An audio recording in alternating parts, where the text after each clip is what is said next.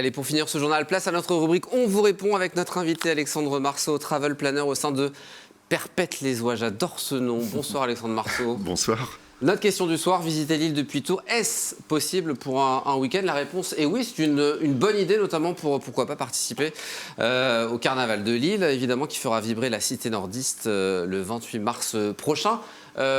On en parle ce soir parce que c'est possible depuis Tours d'aller rapidement à Lille. Quel moyen de locomotion? Pour quel prix? Qu'on donne les infos pratiques à nos amis téléspectateurs ce soir, Alexandre? Oui, alors on a la chance, nous, d'avoir le TGV qui nous amène à Lille assez rapidement. En 3h30, 4h, on peut y être avec une petite correspondance à Paris. Sinon, on peut y aller en voiture. Bon, là, ce serait un peu plus long. Par l'autoroute, il faut compter, je sais pas, environ 5 heures. Et en termes de tarifs, alors j'ai fait des relevés ce matin, justement, pour l'émission. Donc, pour les tarifs les moins chers, on sera entre 120 et 160 euros l'aller-retour. En train, du coup? En train, ouais. Très bien.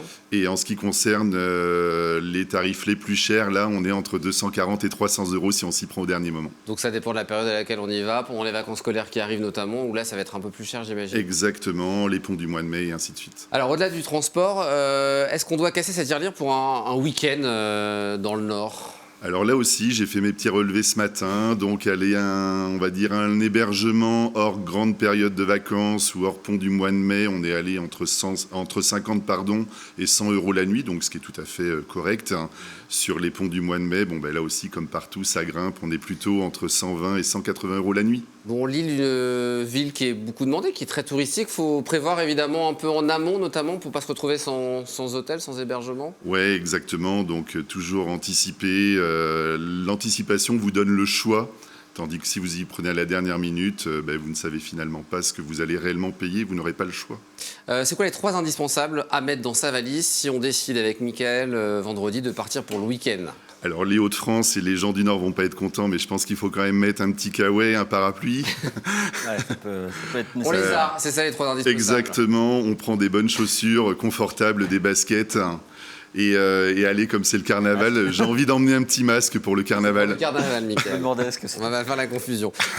Au-delà du carnaval, il y a plein de choses à faire. On a vu plein d'images, Alexandre, que vous avez préparées. Alors, vous connaissez sûrement Bienvenue chez les Ch'tis. Vous connaissez la scène d'Annie Boone qui sonne le carillon du beffroi. Voilà, Lille a son beffroi et sa grand place. Donc ça, c'est un incontournable à faire et à visiter. Très bien.